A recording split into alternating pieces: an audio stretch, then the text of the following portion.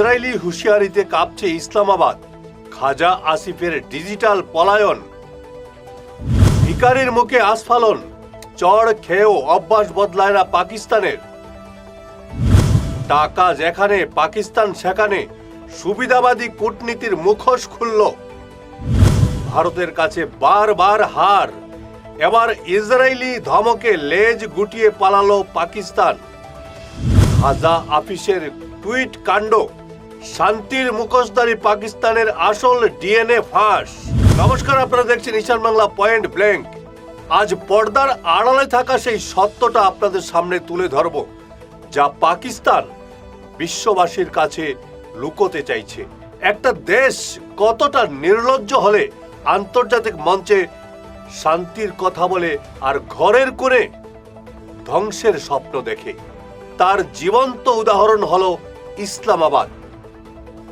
পাকিস্তানের প্রতিরক্ষা মন্ত্রী খাজা আসিফ সম্প্রতি ইসরায়েলকে ক্যান্সার বলে গালি দিলেন, ধ্বংসের ডাক দিলেন।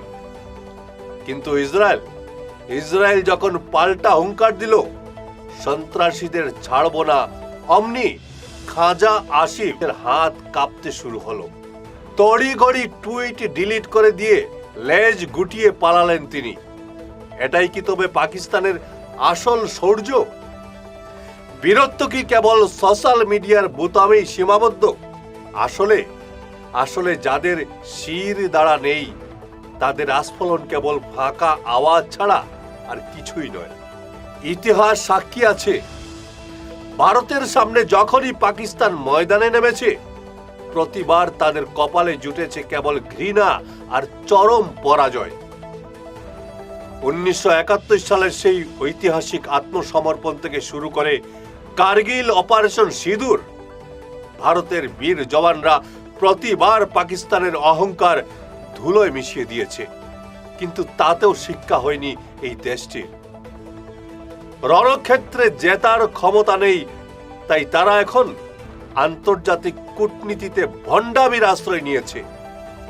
পাকিস্তান হলো সেই সুবিধাবাদী দেশ যারা টাকার জন্য নিজের দেশ, নিজের আদর্শ, এমনকি নিজের বন্ধুদেরও বিক্রি করে দেয়। যে হাত দিয়ে তারা দাতা দেশগুলোর কাছে ভিক্ষার ঝুলি বাড়িয়ে দেয়, সেই হাত দিয়েই আবার ঘৃণা ছড়ানোর চেষ্টা করে পাকিস্তান।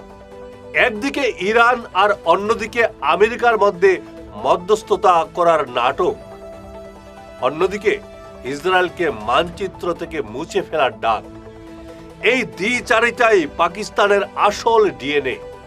তাদের এই চরিত্রটা ঠিক সেই ধূর্ত লোকের মতো, যে টাকা যেখানে পায় সেদিকেই মাথা নত করে।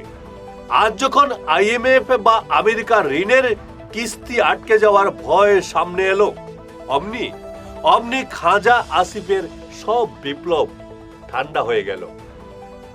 ইসরায়েল এবং আমেরিকা যখন কড়া সুরে ধমক দিল, তখন পাকিস্তান আবারও প্রমাণ করলো যে তারা কেবল এক কোণঠাসা, দেউলিয়া এবং মেরুদণ্ডহীন দেশ।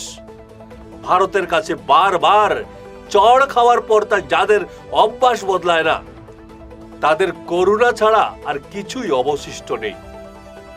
যারা নিজের দেশের মানুষের মুখে অন্ন দিতে পারছে না, যারা পরনির্ভরশীল হয়ে বেঁচে আছে, তাদের মুখে আন্তর্জাতিক রাজনীতি নিয়ে জ্ঞান দেওয়া কেবল এক বড়সড় কৌতুক।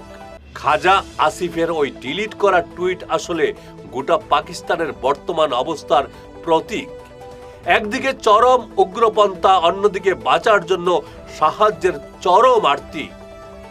এই দুইয়ের জাতাকলে পিষ্ট হয়ে পাকিস্তান আজ বিশ্বের দরবারে এক পলিটিক্যাল জৌকারে পরিণত হয়েছে। ভারতের হাতে বারবার মার খেয়েও যাদের স্বভাব বদলায় না, তারা আজ ইসরায়েলি হুঁশিয়ারিতে থরথর করে কাঁপছে। এটাই হলো পাকিস্তানের আসল রূপ। ভেতরে ফুকলা, বাইরে শুধু ফাঁকা আওয়াজ। দেখতে থাকুন ঈশান বাংলা পয়েন্ট ব্ল্যাঙ্ক, সত্যের সাথে, সাহসের সাথে। ধন্যবাদ।